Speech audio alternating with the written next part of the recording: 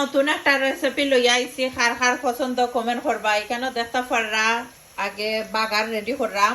তো ডাইল বানাইবো আর কি, শুকনা মরিচ পাঁচফোড়ন পেঁয়াজ দিয়া সুন্দর করে একটা বাগার রেডি করলাম। দেখো কত। তো অনেকে আমার রেসিপিগুলা বালা পাইন, যারা রেসিপি বালা পাইন তারা লাগে আমি ভিডিও বানাই, যারা বালা পাও না ইগনোর করবা, অসুবিধা নাই।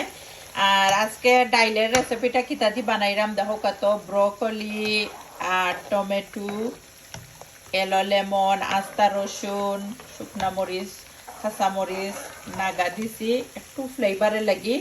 তো ফুল রেসিপি দেখতে ভুলবা না, আমার ইউটিউব চ্যানেলও তৈমু সুভাষ ব্লগ ইউকে ইউটিউব চ্যানেলও ফুল রেসিপি দেখতে পারবা। আমার অনেক সিস্টার অ্যান্ড ব্রাদার আছে ফুল রেসিপি দেখতে চাই।